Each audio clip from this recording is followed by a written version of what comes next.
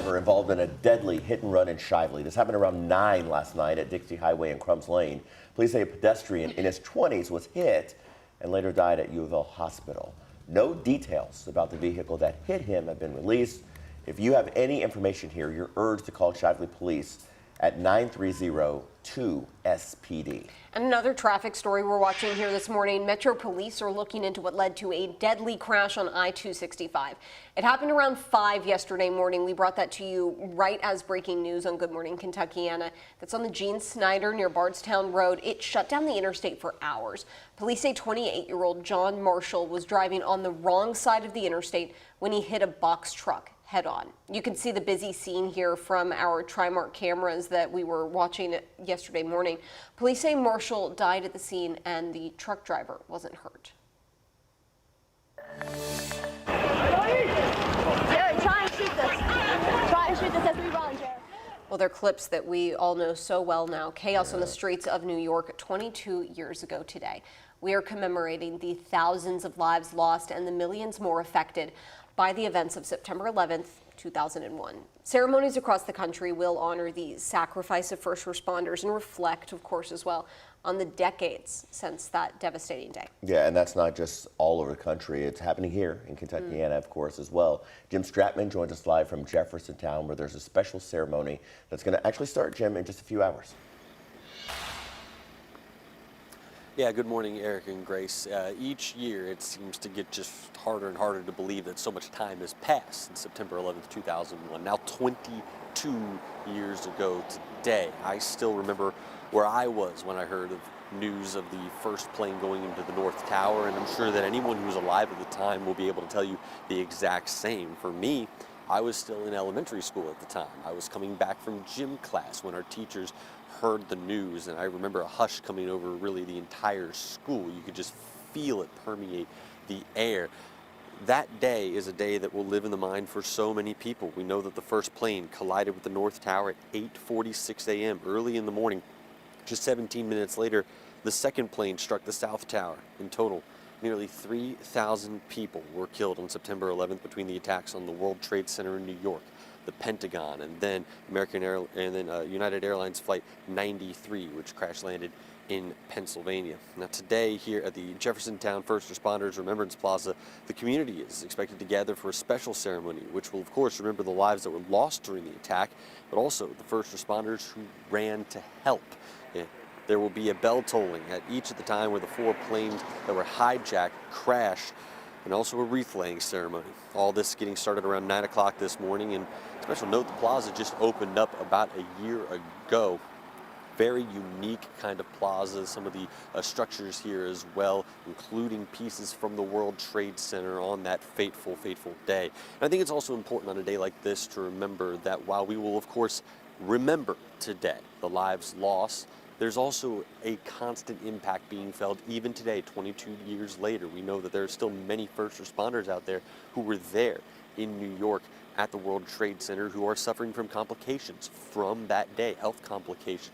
There are thousands of people out there who have a direct connection to the attack on September 11th, and they are still processing and living with what happened on that day. So this is something that still has a very unique and touching kind of impact for so many people, even now, 22 years later.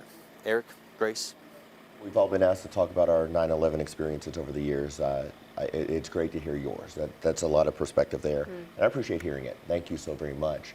We'll mention victims of September 11th will also be honored today at the Radcliffe Patriot Day ceremony. That event's going to feature a ceremonial tolling of the Fort Knox Fire Station's bell, a wreath laying, 21-gun salute, and the playing of taps. The keynote speaker is Major General Johnny Davis, commanding general at Fort Knox. He also assisted with search and rescue efforts at the Pentagon following the attack.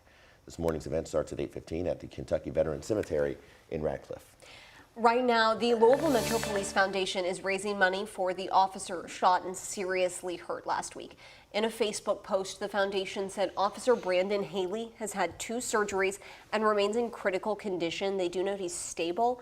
Doctors hope to wean him off of a ventilator soon. So far, the foundation has raised more than $4,000 from our community for Officer Haley's family. We do have a link to donate if you're interested on WHAS11.com. A reminder as well, of course, of what led up to that. According to police, Officer Haley was conducting a traffic stop last Thursday when he was shot from a nearby house. As of this morning, no one has been arrested for the shooting itself, but these 4 people you see on your screen have been charged in connection to the incident. Dominique Thompson, Quantez Porter, Jaquan Ransom, and Jamon Groves are all facing gun, drug, and theft charges. New numbers from Metro Police show homicides and shootings in the city have not shown much improvement from last year. The LMPD tells us there have been 306 non-fatal shootings and 113 homicides this year. That's right on par with this time in 2022. It's these numbers that have prompted a group of mothers personally impacted by violence to say enough is enough. WHAS 11's Connor Steffen and photojournalist Emma Geffner look into the local impacts of gun violence. And gun deaths and injuries cost Kentucky $9. A discussion between those who have experienced unthinkable loss. So to be able to come and share that, it makes a big difference. And those looking to prevent more. I think we're really bringing some change that is much needed. Louisville's Mom Demand Action chapter hosts these conversations monthly, hoping to bring change to a city that's expected to once again see triple-digit homicides this year. That's an everyday part of your news is what you hear. In December of 2021, Shane Summer experienced it firsthand when she lost her daughter. She woke us up to say that she was going to get her something to eat. And when she returned back home to us with a gunshot in the head. The Summer family will mark 2 years without Shania at the end of this year and without closure. I mean, it's horrifying. You know, that we have to continue on without our loved ones, and then you continue on as well with no justice.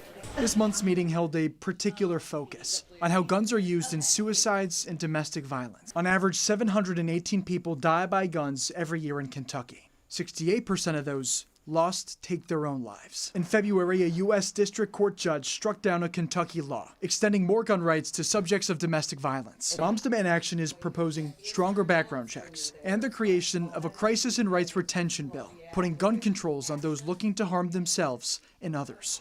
Connor Steffen, WHAS 11 on your side.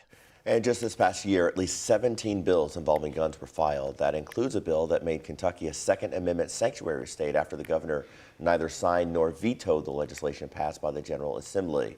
The law prohibits the enforcement of a federal gun ban in the state.